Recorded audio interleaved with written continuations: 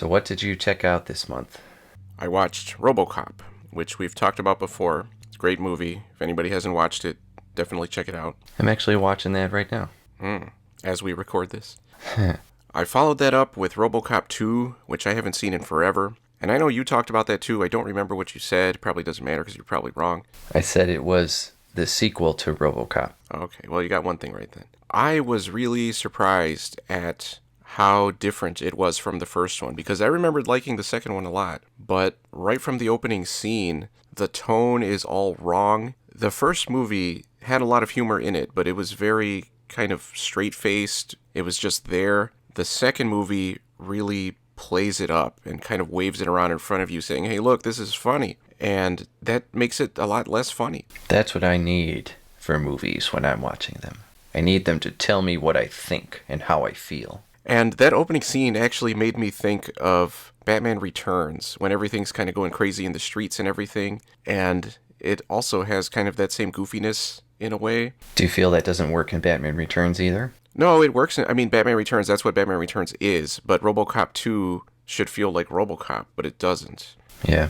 And by the end of the movie, it's basically just a straight action movie. It's almost gotten rid of the... I guess there's a little bit still of the satire toward the end, but it really feels like it's written in a very different way and presented in a very different way. And I mostly blame the direction, because I feel like on paper, a lot of it still would be really funny, but it's just too in your face, too obvious about everything. The makeup is not as good as the first movie, and RoboCop's suit in the second one makes him look like a freaking toy. And I think that was probably more the cinematography. They did change the color of the suit a lot, which I don't like. I don't think it looks anywhere near as good in the second one. But as far as the makeup, I'm guessing the cinematography is what changed things a lot, because it looked really good in the first movie, but in the second movie, it looks very cheap by comparison. Or maybe they had less money, I don't know. And Nancy Allen, I didn't have any problems with her in the first movie, but in the second movie, she's really bad, which, again, I can only assume is from the direction. I don't know. But Phil Tippett's stop motion or go motion, whatever you want to call it, is really, really good and really impressive. He has some really ambitious shots with the way the camera's moving around things and the way the model is integrated into the shots, and it looks really good. It still looks like stop motion, but it looks really good. It's really impressive. And it just makes me sad that CGI has replaced everything like that, because think about how much better that could be nowadays if it had continued improving with the improvements of technology. But instead, we just replaced it altogether. And I know Phil Tippett has a new movie called Mad God that is out. I think it came out last year or maybe the year before, and it's almost entirely stop motion, and I do want to check it out. I haven't watched it yet, but I know it's out there. I watched Attack of the Killer Tomatoes from 1978. Okay. And I remember at your house, we tried to watch this a long time ago, and we did not get very far. I decided to give it more of a chance and actually let the whole thing play out. I remember being very, very campy. Yeah, it turned out that giving up was the right decision. This movie was a complete waste of time. It felt like the people making it sat down and said, hey, let's come up with as many tomato-related jokes as we can. And they ended up not coming up with that many, but they decided to make the movie anyway. Oh. It felt like... I've never seen a Seth MacFarlane movie, but I imagine this is what it's like. It felt like one of the episodes of Family Guy after it got canceled and they brought it back and let him just do whatever he wanted, but stretched out over movie length. So it's just a bunch of random jokes that have nothing to do with anything, and half the time are not even remotely funny. It reminded me kind of Police Academy too, where things are supposed to be funny just because they're there. It was a big waste of time. It was not funny. It was not amusing. It was kind of trying to rely on the premise being enough to carry it along, but it was not enough. And the ending actually was basically the ending to Mars Attacks, but this was before Mars Attacks. So that was interesting. So were there any good tomato jokes? Good wordplay, puns? No, I don't think so. I don't remember actually laughing in the first movie at all. Did it at least plant the seeds for good jokes in the second one? No. Oh. But I naturally went on to Return of the Killer Tomatoes from 1988. And the reason I decided to watch the second movie is more interesting than the movie itself. So... I didn't even know they made another one. Yeah. How many are there? Are there just two? There's 3 or 4 and a TV show. Holy crap. Yeah. But what? Yeah. There's not a TV An show. An animated TV show. So it's for What year? kids. But I don't know, like early 90s? Interesting. I did read that the second season of the TV show was, I think, maybe the first TV show that was entirely CGI, and I didn't look up any clips, but I can just imagine how bad it looks. Are you sure you're not talking about VeggieTales or something? No. We've won. There are only scattered pockets of anti-tomato resistance left. Well, what about the Tomato Task Force? So the reason the second movie got made was because there was an episode of Muppet Babies that had a reference to Attack of the Killer Tomatoes, and for whatever reason, the ratings on that episode were higher than usual. So the people that owned Muppet Babies went to the guys that made the first movie and said, hey, we'll give you money to make a sequel because it'll probably be successful based on that one episode of Muppet Babies. So that's why we even got any more Killer Tomatoes, which is just the most ridiculous thing that I've ever heard in my life. The second movie, I was thinking it's been 10 years, maybe they'll have figured things out and, become better filmmakers by then. I don't know if they were making things in between. But the second movie does feel much more like a real movie. They actually got John Astin for the second movie. He's not in it a lot. He probably filmed his scenes in a couple days. But he does play an important role, I guess. And it was one of George Clooney's first roles, or first theatrical roles. It might have been his first theatrical role, period. What year was this? 1988. Okay. I don't like George Clooney. I think he's his ego comes through so strong in everything that he's in, especially Batman and Robin. Oh, yeah. No, I mean, it comes through in everything. But he can be a good actor. But just so often, he's just basically playing himself, which is really irritating. So you mean just a really, really cool guy? Yeah. So the cinematography was way better. The whole movie is written more like an actual movie. There were a couple of moments in the second movie where I was like, oh, that's kind of amusing. I think I even laughed once. But it was really weird that they kind of took the first movie and they said, hey, let's turn it into like a sex comedy. And that's what the second movie is, kind of, but with no nudity at all. So I kind of, like, every step of the way, I was questioning what the hell the decisions were behind the scenes. So you would say the second one is definitely better than the first one. In every possible way. So the first one kind of putters along, but the second one's more of a V8? Oh, man, I knew you were going to... Like and subscribe. So... I know I'm risking talking it up too much. I'm going to clarify, it is still a waste of time. I still would not recommend it. It's just that the first movie was so bad that the second movie comes off looking so much better. Oh, man. I mean, there's so many movies and TV shows it's going to take me forever to catch up. Oh, jeez. Moving on. We have a Patreon, too. Jeez. From there, I watched Ichi the Killer from 2001. Oh, I saw that movie a long time ago. Okay, this is a Japanese movie. I'm trying to think of how to explain what it's about. So, a gangster disappears, and one of his subordinates goes looking for him, and he's really sad that he's gone because this gangster used to torture this guy, and he really enjoyed that. And while that's going on, there's also a string of murders being committed by this guy named Ichi, who is kind of a psychologically screwed up guy who has been through a lot and is just really weird and basically puts on a superhero costume and goes out and murders people that other people tell him to kill. The movie was very much going for shock value, and there's some pretty weird stuff in here. I think that's why I watched it in the first place all those years ago, is because people said it's so shocking. Yeah, there's a lot of self-mutilation, a lot of torture of other people, a lot of body parts being cut off, and some of it looks good. Some of it is really bad CGI. There's one part where a guy gets cut in half from head to groin, and it was just the worst thing I've ever seen in my life.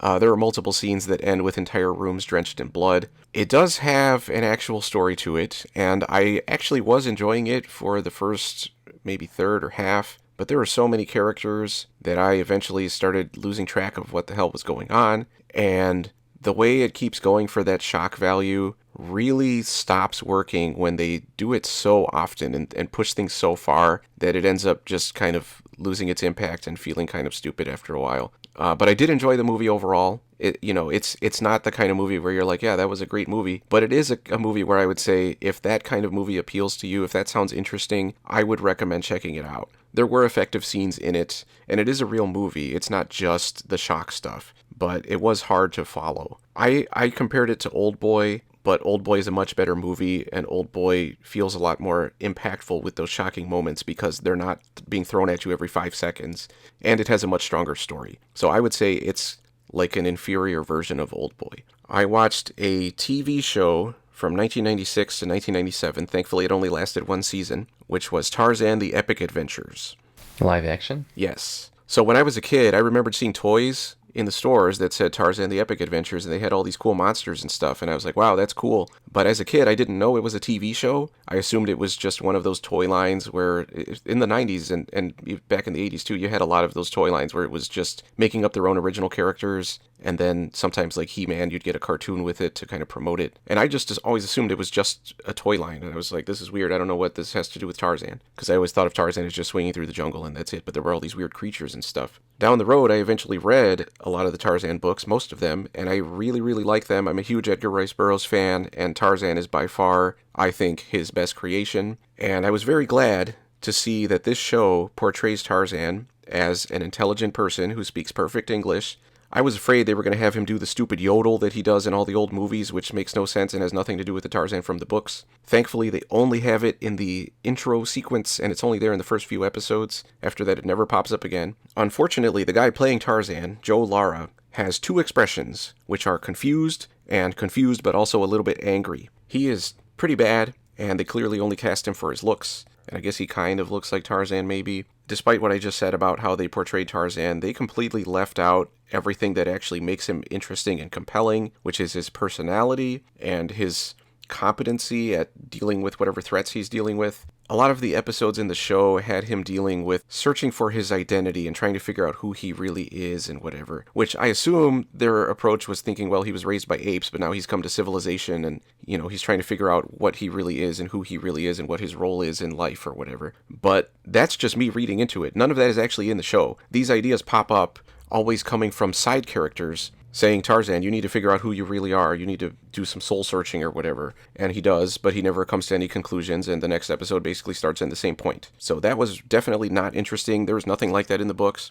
They threw in a lot of fantasy stuff, which is also weird. There's not really fantasy stuff in the books. There's more sci-fi stuff. There are creatures and stuff in the books. And the effects in the show sometimes were good, sometimes were really bad. They were handled by John Carl Buechler, who we've talked about in a couple videos before. And we're going to talk about him later when I get to my stuff, too. Okay, and he even directs some episodes of the show. There is a really good gorilla costume that I don't think would be good enough for a theatrical movie, but for a TV show from the period, it was really impressive. Better than Conga?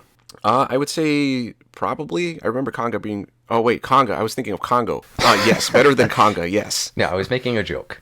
Okay, and maybe better than Congo, too, though, because I remember Congo being pretty disappointing. And that was freaking Stan Winston. The other creatures often don't look as good. I'm assuming they didn't have a lot of money and a lot of time, so sometimes they look pretty bad. There was one sea serpent thing that I think he reused a raptor head from Carnosaur 2 and just stuck on some feelers and stuff, but I'm not 100% sure. Did he do Carnosaur 2? Yes. Okay. And it was cool that they kind of tried to adapt some of the books into episodes, kind of, or at least take the basic idea. And they even have Tarzan going to Pellucidar, and there's an episode where he goes to Venus, where for some reason everybody drives dune buggies and motorcycles. You mean like the planet Venus? Yes. Oh. Yeah. He doesn't do that in the books, but Edgar Rice Burroughs did have a Venus series, and most of his stories kind of take place in the same universe. And they gave Tarzan kind of a sidekick guy named Temba, who was the chief of an African tribe who went to the West to get educated or whatever, but then when he went back, his tribe was gone. And for the first half of the show, that's kind of an ongoing mystery, is what happened to his tribe, and he's trying to figure out where they went and who's behind it and everything. But they seem to kind of forget about that after a while, and they ended up kind of treating Temba almost as like comic relief sometimes, but really inconsistently. And he ended up feeling kind of pointless a lot of the time. Were his arms wide? No. Overall, the show was not that interesting. It was pretty much what you'd expect from a kind of fantasy show from the time period. It was mostly kind of boring. I mostly left it on in the background. And if I wasn't such a big Tarzan fan, I never would have watched it. So I would say skip it to pretty much everybody out there. And it was supposed to go on for a second season with a different guy playing Tarzan, which could have been interesting, but it got canceled. So my next one is kind of weird because it's not a TV show or a movie.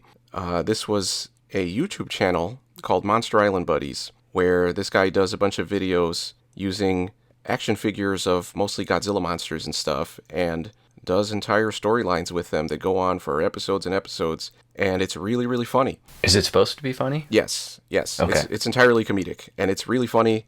I was really impressed with how many different references to things are thrown in there. Eventually you start throwing in a bunch of other stuff that has nothing to do with Godzilla. The guy who does it really knows what he's doing, and it was really impressive sometimes. For anybody who likes Godzilla and monsters and whatever, and doesn't mind humorous stuff dealing with them, I would recommend checking this out. It's really funny. And then he also takes Godzilla-related stuff, in a lot of cases stuff that you can only find in Japan, and reviews it or talks about it or whatever, which is really cool. And I will add that it might sound like these are things that kids might enjoy, but these videos are very much not child appropriate.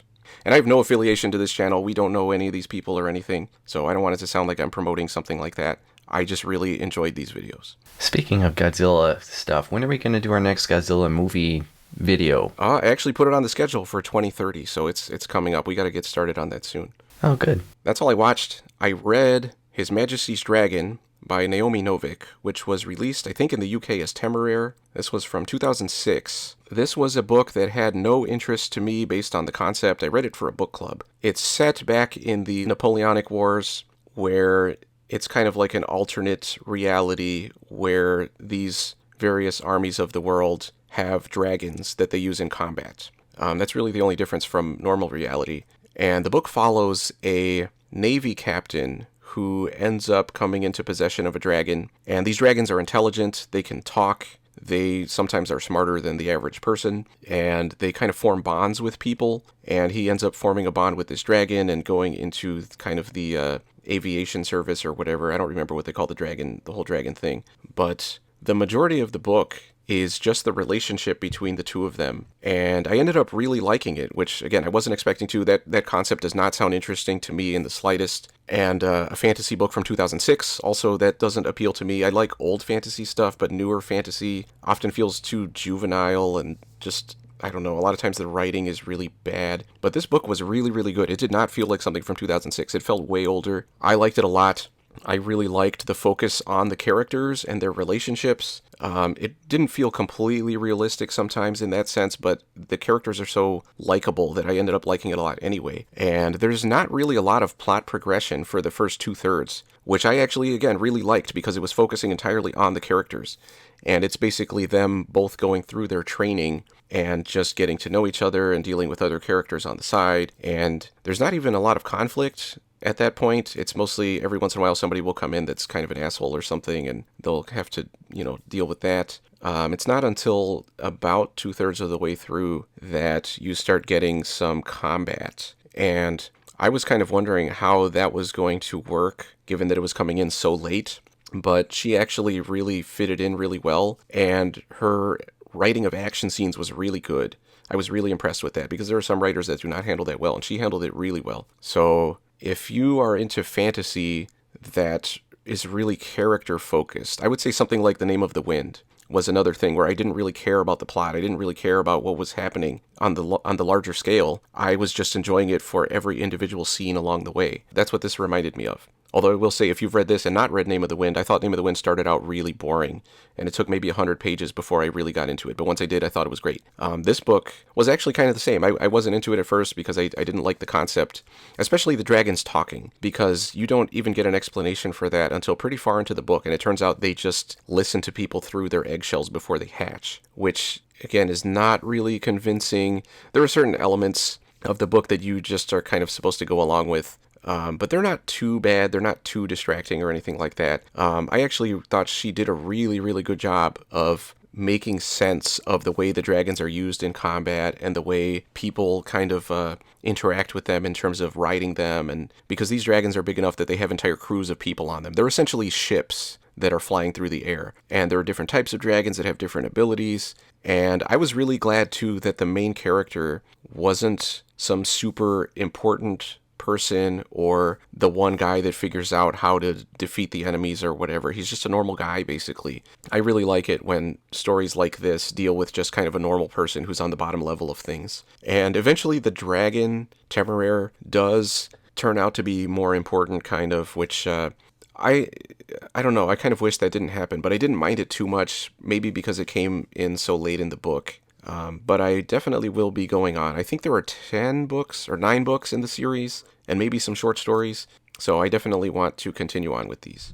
I read Fear by L. Ron Hubbard. It wasn't a novel, it was like a novella. It was from 1940. For those who don't know, L. Ron Hubbard is the guy who started Scientology, so I was really curious to see what his sci-fi stuff was going to be like, because he was a sci-fi writer back in that period before he started Scientology. And I'm actually reading a book that I'll talk about next month that goes into his background a lot. But this was a story that was mentioned as kind of being a standout, and Ray Bradbury apparently liked it so much that he put on a radio play adapting the story before, I think it was even before he was a published author. And there's a blurb on the cover from Stephen King talking about how great it is. I don't really trust Stephen King's opinions, but, it was interesting. So I had some high expectations, and it did not quite live up to them. The story is about a college professor, who writes an article denouncing the belief that a lot of people have in demons and supernatural forces that cause bad things to happen to people. And he basically is making the argument that we've advanced as a civilization to the point where we shouldn't believe in that stuff anymore. And other characters kind of tell him that he should watch out because he may have angered some evil spirits by writing that article. And over the course of the story, weird things start to happen to him that make it seem like maybe that is the case. He loses his hat when he's just walking outside. Oh yeah, that is pretty weird. When he tries to remember what happened, he realizes he can't remember the previous 4 hours. And it keeps bothering him, and that night, in the middle of the night, he gets up and says, you know what, I'm going to retrace my steps, I'm going to try to find my hat. If I find my hat, maybe I can figure out what happened to me. And when he goes outside, he goes down the front steps of his house, and they end up leading down into the ground. And the ground kind of seals up over him, and he keeps going down these steps to lower and lower levels, where he keeps encountering things that are honestly not that interesting. There's just people telling him different things, and a lot of it seems like it's supposed to be symbolic, but some of it I kind of doubt if it really means a whole lot. The one section that I did like was a little bit later. He manages to get back up to the surface, and he starts seeing something out of the corner of his eye, but every time he turns to look at it, it goes behind him, so he never gets a good look at it, but it's some kind of thing that keeps following him around everywhere, and nobody else seems to see it. And after a while, he starts hearing it laughing at him, and he tries different things to try to get, sneak a glance at it by standing in a corner and turning around so it can't get behind him in the corner, but then it'll go underneath like a bed or something. No mirrors? I don't think he tries mirrors. Yeah, that would have been a good idea.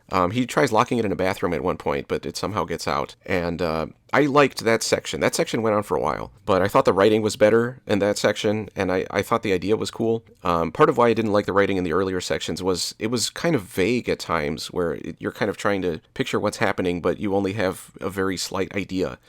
He'll talk about something that should be a big impactful thing for the character, but he only tells you what's happening in like one line, and it doesn't really give you enough. It doesn't feel like it's happening. It feels like you're just reading a story. It kind of takes you out of it. By the end of the story, you find out more about what's happening, and it kind of is this kind of story where when it ends, it has kind of a shock ending that is supposed to kind of shed new light and give you a new idea on what's happening in the whole story. He never had a hat in the first place. It did make me go back and kind of skim through the whole thing again to kind of see if I would have kind of a new interpretation of what had been happening through the whole story. And I didn't really. It doesn't quite work. You could interpret the ending in a couple of different ways. I don't think any of them are really that interesting because they don't quite make the rest of the story work. Even though it was just a novella, it was too long. There were so many sections that just went on for so long, and I was just kind of waiting for them to be over. So I liked some parts of it, but overall, it didn't quite work. But it was interesting, and it definitely was unique. I could definitely see for the early 40s, this could have had more of an impact, I think, because it would have been even more unique at the time. So I'm glad I read it, but I didn't really like it that much. And my copy of the book also included a short story called Borrowed Glory, which I thought was better. It was a fantasy story about these supernatural beings that are arguing over whether humans can really be happy, and one of them says, if I give a person anything they want for 48 hours, let them basically have unlimited free wishes, and any wishes they wish for are going to come true, they'll be happy, even if I tell them that after those 48 hours, whatever they wished for is all going to go away. That was a much better story. I still didn't love it, but I don't know, I thought it was okay. And then I played some more Resident Evil 7. on Madhouse difficulty, which is pretty freaking hard. It turned out I kind of screwed things up for myself by forgetting that I had some items that would increase my defense, and I put them in the item box and forgot all about them through the whole game almost. So it was definitely a lot harder for me than it should have been. Again, I do like that they change the placement of items and things like that between the difficulty levels. But I will say it is less scary in a lot of ways on Madhouse because you end up dying and playing through areas a bunch of times. And when you already know what's going to happen and where the enemies are, it really just takes away from that fear element. And I'm not the kind of person that likes playing games where you kind of just have to get things just right to make it through an area and kind of do it over and over again. That's why I'm not a fan of platformers a lot of the time, because to me it almost comes down to just math. You just have to time things perfectly right and always do the same thing. I don't like that. I'll never be a speedrunner on games. That has no interest for me at all. And that's kind of what this game ended up feeling like when I had to replay through those areas a bunch of times, because it was always the same. But I do still overall enjoy it. And that's everything I did this month. What did you check out? I watched Dagon from 2001, which was a Lovecraft adaptation directed by Stuart Gordon and written by Dennis, is it Paoli? I don't know. That guy, Denny P. I've tried to watch this movie multiple times and never made it very far. So he also wrote Reanimator, From Beyond, and Ghoulies II, which I'll get to later. Okay. And while there is a Lovecraft story called Dagon, this movie is actually way closer to The Shadow over Innsmouth. There's a young dude who's a Jeffrey Combs wannabe, or Stuart Gordon's trying to reinvent Jeffrey Combs, like in 2001. Yeah, he does look like him. And he's on a boat with his girlfriend, and they end up in a storm, and their boat sinks, but they make it to this fishing village, and it's in Spain, and things are weird, and the people are weird. And it's all because they've devoted themselves to this ancient god in exchange for riches and whatnot. But it's kind of backfired because now they're all fish people. So this Jeffrey Combs wannabe and his girlfriend are in trouble. And there are some neat practical effects and some really god-awful CG ones. And overall, it was not really compelling. It was too long for what it was. And that's all I can really say about it. It should have been shorter. It could have been more condensed and been more effective. How far did you make it when you were watching it? I don't think they even got to the village. I do remember that it was showing on the Sci-Fi Channel, and I caught bits and pieces of it at one point, but even then, I couldn't really, it didn't really pull me in. It seemed like a lot of characters wandering around and stuff. I watched Clue from 1985, which is a comedy based on, that's in quotes, the board game. It's an interesting movie. The cast is probably the most impressive part. And I think this is probably as close as you can get to making a movie based on the Clue board game, in that there's a mansion, somebody is murdered, and it's a mystery to figure out who did it. The movie is very hectic in terms of its pacing. There's just crap happening all over the place, almost at random, which after a while ends up hurting it because it gets pretty exhausting and nothing really ever happens. The theatrical release had 3 possible endings, which was an interesting gimmick, and in all home releases, all of the endings are included. That's really cool. Yeah, that's probably the coolest thing about this movie. I mean, it's good for a few chuckles, but like I said, after a while it gets pretty exhausting. I watched Swamp Thing from 1982. Have you seen this movie? I have.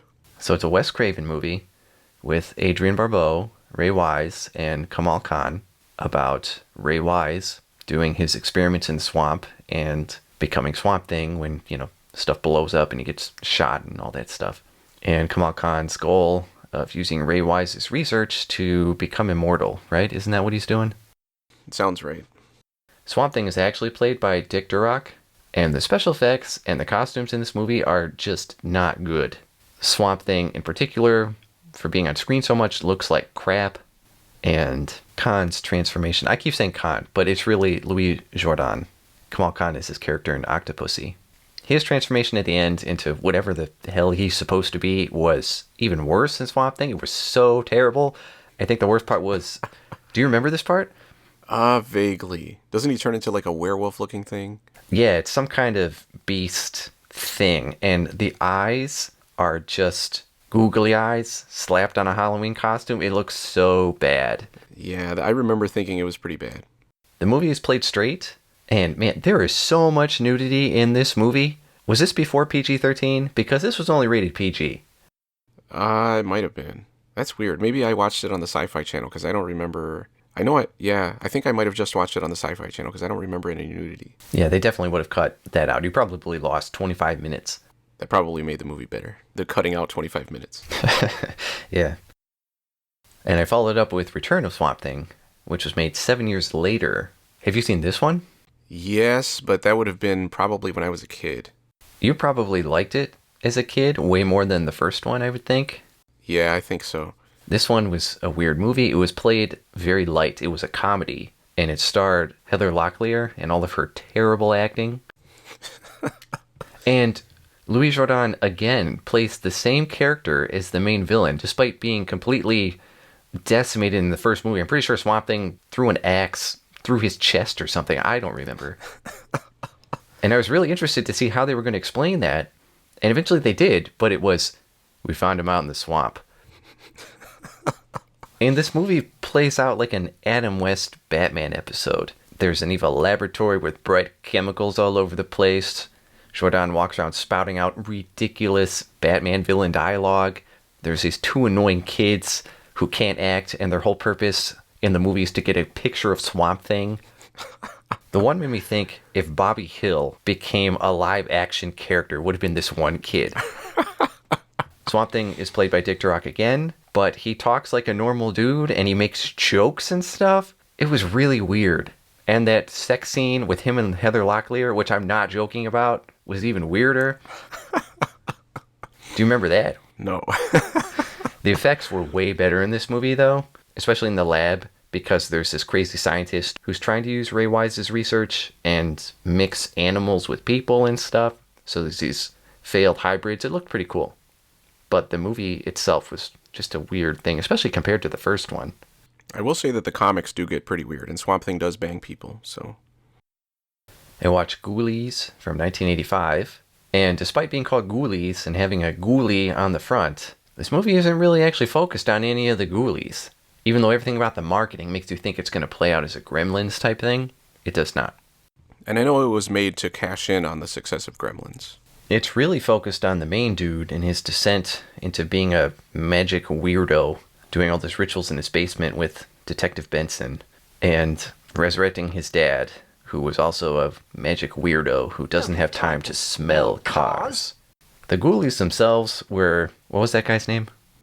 John Carl Buechler. They were kind of a letdown, maybe just because the budget was really low for this movie, especially compared to the second movie where they were like super cool. So I watched Ghoulies II, which was made 2 years later, which is a much better movie, also much more like Gremlins in that there's way more focus on the Ghoulies and them killing people. Seems like there's a bigger budget for everything because the puppets and animatronics and stuff look way better in this one. The carnival was a nice setting for everything, and the actors have more personality. And there's actually some kind of subplot stuff going on, even if it's not super effective. And it's good just to see people who are douchebags get murdered by ghoulies. I watched Class of 1999 from 1990. We had our video about Class of 1984, and I actually had to go back and watch our video about that because I was thinking, is this related to this? It doesn't really seem like it. Class of 1999, while it was completely different from Class of 1984, was surprisingly awesome. I agree. Very entertaining. The effects were cool. The story was straight up ridiculous, but the movie played into that, which made it work. And I would say a lot of the budget went into the destruction of everything. There were tons of explosions and mayhem and things blowing up and driving through buildings, and it was crazy. So the plot of this one is schools are out of control, and teachers just can't take it. So there's this company that makes robots, and they place ex-military robots into the schools as teachers, and they look like people, to maintain order. And they do it first, but eventually revert to their military programming, and things just go completely off the rails. And Pam Grier is in it. So that's another plus. And I was surprised at how much story there actually was in this movie between the gangs and stuff. It's very entertaining. Definitely a good surprise. So I followed that up with the really, really well-titled Class of 1999 2, and 2 is a Roman numeral 2, The Substitute, from 1994, which was direct-to-video, And it was much more of what I expected from the first one. It was cheap, it was bad acting, it was really dumb. The plot is... Have you seen this one? Yes. Okay. The plot is there was another secret military robot buried in a bunker somewhere, and he's going from school to school and killing kids for breaking the rules and stuff, and he's being tracked by this other dude who's apparently trying to stop him. And the robot kills these kids, and he frames them as accidents, and there's this romance plot with this one teacher who's going to testify against a student because he had a gun. And it turns out, I'm going to ruin this movie, but you shouldn't watch this movie anyways, because it doesn't matter. The twist is that this dude only thinks he's a robot. He's not actually a robot.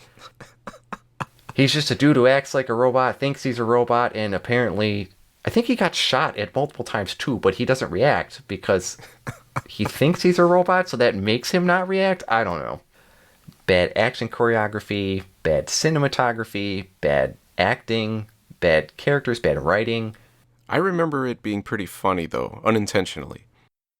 I watched Rabid from 1977, which was an early Cronenberg film about a young couple that gets into a motorcycle accident, and the woman ends up at a hospital where they perform some experimental skin graft procedure, and it causes her to develop this new organ or something, and it's under her armpit, and it's got a stinger, and she has to feed off of people's blood with this thing. And afterwards, she doesn't remember what happened, and the victim wakes up and is rabid and start attacking other people and biting them and whatever. So the authorities think it's rabies, but the rabies shots have no effect, and this woman keeps moving through the country infecting people, and she doesn't realize that she's the cause of this huge thing because she's constantly moving around and is constantly ahead of it. And eventually her boyfriend tracks her down and everything just unravels. It was pretty cool. And the main woman is actually a notable porn star, which I did not find out until I did some background reading after I finished this movie. I'm sure you didn't recognize her right away. And I thought it was really interesting that Ivan Reitman was the one who suggested her to Cronenberg, probably after just watching a bunch of porn. Yeah. Yeah, I thought it was a cool movie, though. I do remember a quote from Cronenberg's commentary where he said something like, "Who hasn't wanted to bite people while you're on the subway? And this was my chance to put it on film," or something like that. I watched Transformers from 1986, the only good one. If there is a good one. It's this one. I watched a lot of behind-the-scenes stuff, too, and I was very happy to see that they did a retrospective, like, looking back with the writers and the producers and whatever. And the guy who wrote the movie said in the first 5 seconds, they told us we needed to sell more toys. So that's why we did the movie. I was very happy that he didn't try and say, people just don't understand how this movie is really a work of art, blah, blah, blah. He was like, no, it's a commercial for toys. Because it is. But I find it very interesting that, you know, this was Transformers' peak, and they had just done season 2 of the show. I think this was after season 2 of the show. And they said, okay, our next step is going to be a full feature-length movie, and we're going to give it a ton of money, and we're going to seek out notable actors, not just voice actors, but live-action actors to do the voice acting. You know, it's a lot cheaper and easier to do big stuff like that now, but back then, it just seems like such a huge step, you know? Yeah. I think this movie is one of the triumphs of hand-drawn animation, especially if you look at the show and then look at this. It's so far ahead. And really, the biggest standout for me is the music, the score, not the soundtrack. Vince DiCola's score is so cool. And the show was pretty much straight orchestral music. There's like a jazz twist sometimes. But it was very typical 80s background incidental cartoon music. And this movie came out and Vince DiCola was like, stand back. This score, I will admit, is something I leave on in the background as I'm doing stuff, working, just all the time. And if you're gonna watch the movie, you have to go in understanding it's just a commercial for toys. But I'm surprised they gave it as much depth in story as they did. I remember being pretty confused and lost, but maybe that's because I found it hard to pay attention to it. Well, there's also a lot happening. They keep jumping between different locations. It almost feels like a bunch of episodes kind of stitched together. Because the beginning starts off, it's the good guys versus the bad guys. But then when they get split up into all these different parties and all go to different places and encounter different people, and it's a lot. But yeah, it's a cool movie, I think. I watched Killer Klowns from Outer Space from 1988, which is about killer clowns from outer space. Within the first 5 minutes, they're already killing people. It's not trying to get any deeper than that. And they do it in very comedic clown ways. The Kyoto Brothers family was behind this whole thing, and they're still doing a lot of puppetry, special effects stuff today. I am a fan of theirs. Yeah, so I thought it was cool that they said, yeah, we're going to do a movie that we are in complete control over. So this is always, like a cult classic, midnight showing type movie. And it's goofy, for sure. It knows exactly what it is, and it's not trying to be anything else. I watched Pieces from 1982. Have you seen this movie? I've heard of it, but I have not seen it. All right, good. Finally, a movie that you haven't freaking seen. It is a very poorly dubbed, gory movie about, let me just say this, within the first 10 minutes, 3 people have been brutally murdered. So we open with this kid putting together a jigsaw puzzle. And his mom walks in and looks at him on the floor and she's smiling. But then she looks at the puzzle and it's a naked woman. And she just flips out. And she starts smacking her kid all over the place, saying, get all this shit, we're gonna burn it all, I'm gonna burn it, you piece of shit. He could have just said, I didn't know what the puzzle was gonna be until I put it together. He knew what it was. So he responds by leaving the room and she's like, get the matches, you little asshole. But he comes back with an axe. Axes are heavy, but the way this kid is wielding this prop, it's clearly not heavy. And he keeps slamming it into her head, but because it's just a prop and the cinematography is so bad, it just shows it like kind of bouncing off of her head. And they try and cover it up by putting tons of blood everywhere. And, he's laughing while he's doing it or whatever. And then the police come and he's in the closet all bloody. And he's like, oh, someone killed my mom or whatever. And then it goes 40 years later. So there's this college campus. And the first murder on that campus, I think, is there's somebody with a chainsaw. And you don't see who it is. You see the chainsaw in their hands. And there's this college girl lying on the grass studying or whatever. And it's broad daylight in the middle of a college campus. And she just gets all hacked up and stuff.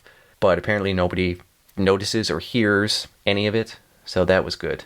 And you're trying to find out... Well, I mean, you're not trying to find... You're trying to find out why you are watching this movie in the first place.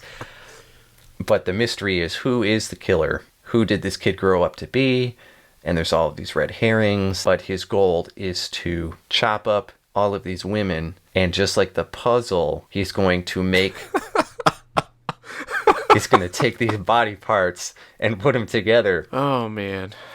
It was really gory. It was really violent. It was unintentionally funny. And it was really poorly dubbed.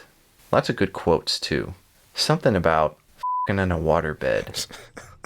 And like weird lines like, you'll be playing tennis so much it'll be coming out of your ears.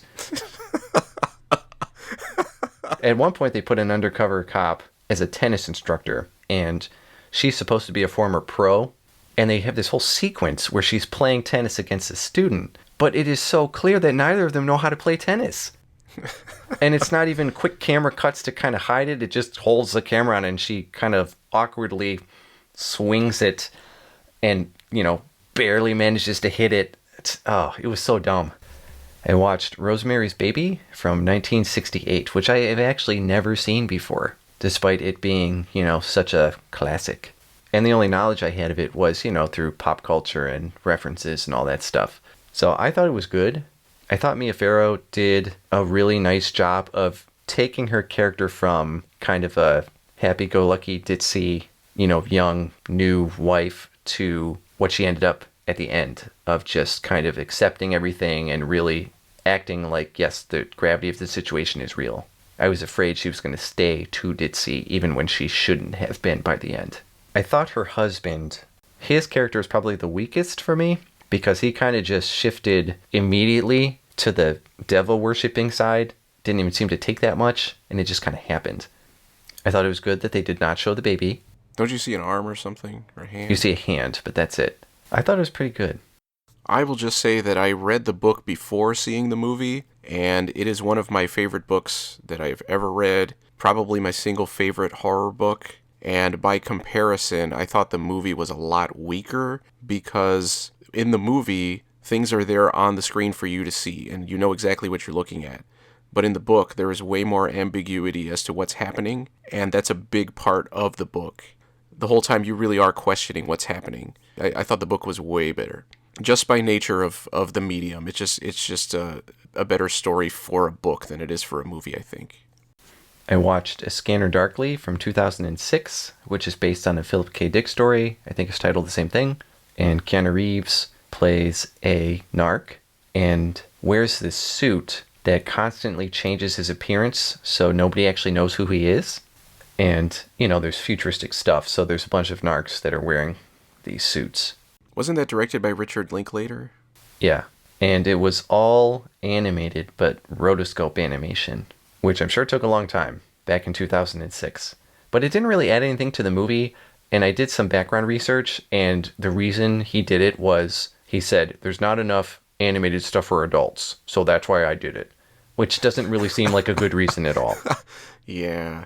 So there's this drug that everyone's addicted to, and Keanu Reeves' superior tells him to start investigating Keanu Reeves, because even he doesn't know that Keanu Reeves is a person under this suit. And Keanu Reeves sees, video footage of himself in his house and with his other buddies who are Robert Downey Jr., Woody Harrelson, and Winona Ryder. And then it turns out, I'm going to spoil a little bit, I guess, that Keanu Reeves is so detached by using this drug, he doesn't realize that he is the Keanu Reeves character he's watching. He's totally disassociated himself from who he's looking at. And there's like another twist at the end that you really don't see coming. And it was an okay movie. The animation, I think, was more distracting than anything else. And the story just felt too long. That's all I watched. I read The Last Ronin, which is a newer Ninja Turtles graphic novel. But I'm pretty sure it was actually written by Kevin Eastman. Maybe in association with whoever's doing the IDW stuff now. So that was kind of cool. So it's set decades in the future.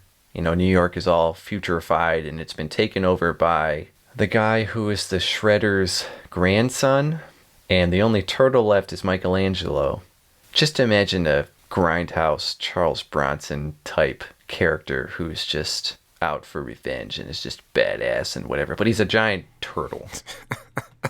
And it's him trying to end the feud once and for all, and everyone's dead, and he's the only one left. But he still talks to them, in his head. It was interesting. It got a lot of acclaim when it came out, and I think it was good, but it was not the ultimate experience that people were saying it was. And I mean, I haven't read any Ninja Turtle stuff since probably, 1980 something. So I don't know. It was worth reading. I read The Essential X-Men Volume 2 and The Essential X-Men Volume 3. And Volume 2 is the Chris Claremont, John Byrne stuff, which was so good and just has so much iconic X-Men content.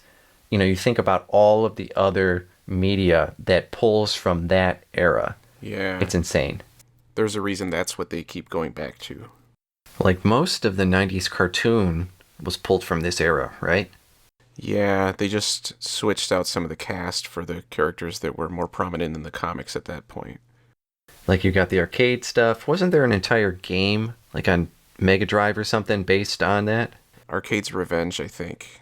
All the Dark Phoenix stuff, the Moira McTaggart and Proteus, all the Shi'ar stuff. I thought it was really funny when Jean and Professor X thought everyone was dead, and everyone else thought they were dead, and they just went about their lives without ever checking for way longer than was necessary. It makes sense that Jean, she can't, they seem to have died in Antarctica, there's no way to really go get them. But for the others, it doesn't make sense for them to go back to Professor Xavier. And even after they're all back, in the United States and doing their separate stuff, they're never aware that the other party is still alive. Yeah, and you would think they're involved with such high-profile, superhero battles and stuff that it would be on the news or something. You got the whole Hellfire Club. The introduction of Kitty Pryde. Which was actually handled better than I thought it would be. The one big surprise for me is that Magneto doesn't really show up after the Antarctica stuff, which was in Essential X-Men Volume 1. Angel shows up for a while. Yeah, they never really figured out what to do with him. Yeah, he comes in and Professor X says, hey, the mansion's been destroyed again. I don't have any more money. Yeah. Still a weird obsession with getting Storm to take her clothes off. So Kitty's dance teacher, Stevie, what's her deal? Doesn't she have some kind of injury that prevents her from, like, dancing regularly? Yeah, but is there some secret backstory she has too?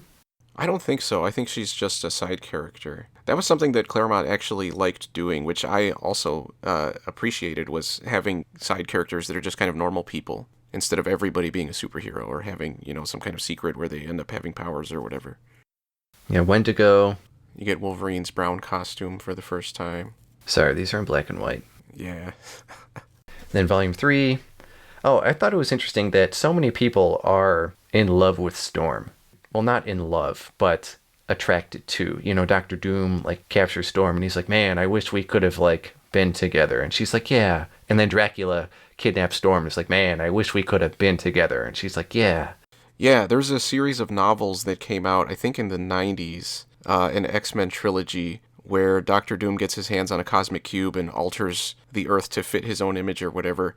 And in his imagined reality, Storm is his wife, which I thought was cool. It was a cool reference to that, because I don't think it ever pops up in the comics again. Or that one time in this one where Galactus comes to Earth and he makes Storm his herald, and he's like, man, I wish we could be together. And she's like, yeah. I made that part up. It's got Scott and What's-Her-Face showing up on that island that comes out of the ocean. Oh, yeah. What the hell was her name? Mackenzie or something? I can't remember her name. I don't even remember what happens to her. But yeah, that was like another one of those normal human characters that just kind of comes in. Magneto shows up again in Volume 3 because it's his island, I think. I think the reason Magneto doesn't show up until Volume 3 was because Claremont and Byrne couldn't agree on their characterization for him, because Byrne's perspective on comics is things should never change. Whatever is there, it should always be the same. So he wanted Magneto to still be kind of the stereotypical generic bad guy that he had been up to that point. And Claremont wanted to do more with him and make him a more complex character, which he did, but they couldn't agree on how to do that. That's my suspicion, because I know that was their perspectives on characters. They go back to Archon's place, I think. And I think at that point, Archon's like, hey, Storm, man, I wish we could be together. And she's like, yeah. It might be the same annual in both volumes, because I think they had the ordering wrong at one point. Then you got that part where Storm and Emma Frost switch bodies. Oh, yeah. Starjammers show up. And then the Brood show up a lot in this one. Yeah, I think like half of Volume 4 is just the Brood, which is not a complaint, because they're cool. But yeah, I'm enjoying reading through these volumes. I got some quick-fire ones here. I played Kirby's Dream Land from 1992 for the original Game Boy, which is very short. It almost feels like a tech demo, like especially compared to the second one. Second one just expanded everything in every way possible. And it's cool that they actually remade this game for Kirby Superstar on the Super Nintendo in color with copy abilities. It's really cool that they just said, let's just take this whole game and just stick it in here as like a mini game. There's no copy abilities in the first Kirby game. You just suck up dudes, spit them out, or swallow them. And there's also a hard mode, like a New Game Plus, that is actually really freaking hard. I don't know if it's just me and my slow-ass reflexes now, but it was hard. I played Super Mario Land 2, 6 Golden Coins, also from 1992, which is a weird Mario game. Especially coming after Super Mario Land, which was very base platformy. In this one, the sprites are gigantic. Everything is very floaty, which gets even worse when you actually do the levels that are in space and gravity is cranked down even more. Just a really weird game. Very expansive, though. Weird power-ups that, to my knowledge, haven't been in any other Mario game since. Like those freaking rabbit ears. What the hell is that? It also promotes gambling. There's one level where you're in a giant heroin needle because your gambling addiction has just caused you to turn to drugs too. I played Tetris from 1989, the Game Boy version of Tetris. And this is on the Nintendo Switch Online thing now. And they offer link capabilities for certain games, where back in the day you would have to both have the game, both have a Game Boy, have a link cable, which was a lot to ask for kids especially. And I only ever linked up Pokemon back in the day to like trade and battle and whatever. So I actually linked up Tetris via someone else with the Switch. And I played the Game Boy Tetris a lot, like over the years. Back in the day, it was huge. It was the thing.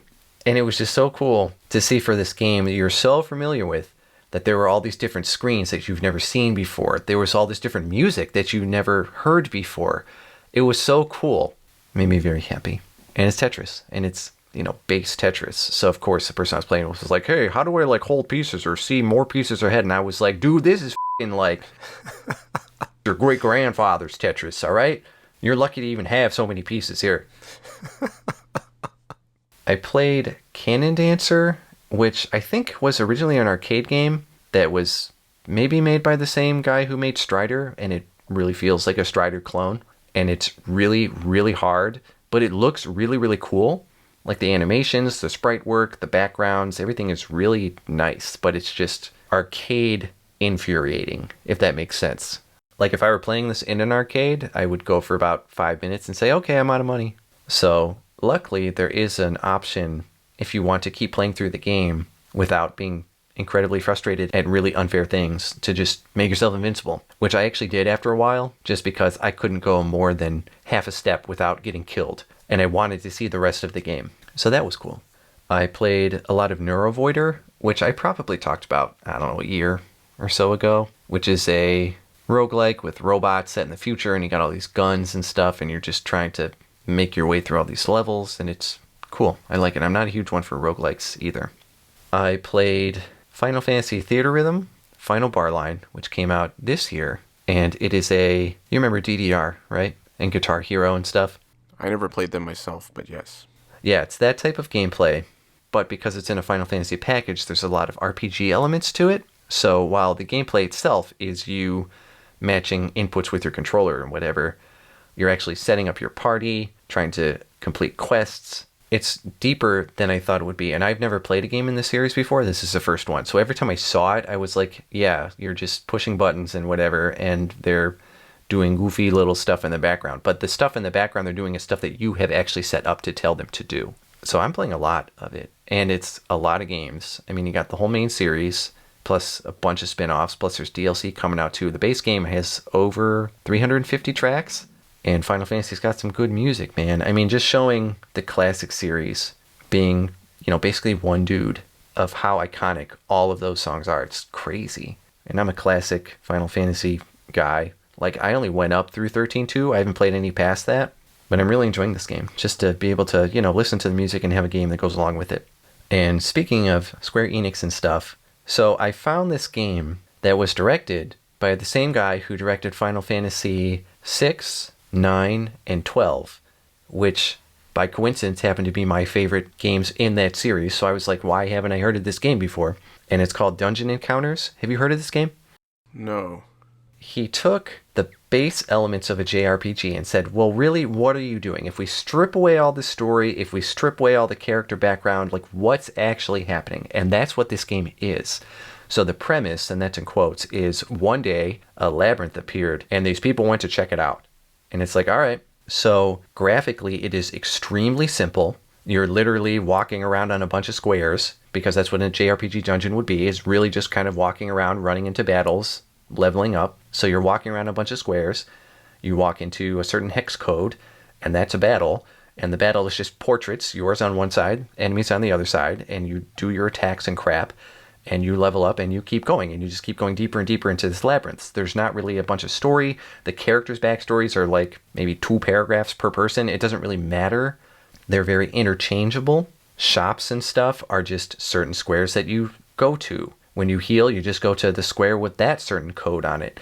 It's so basic, but well done. And it's a great thing where I can just do it in little chunks, because, one of the things with RPGs is you have to be really invested in what's going on, especially if you put it down for a month and then you come back and you say, I don't know what the hell I was doing or what's going on here. It doesn't happen with this, so it's really cool. And I'm glad Square Enix let him do this. And that's all I did this month. So that's another month down. Only an infinite number to go. So thanks for watching.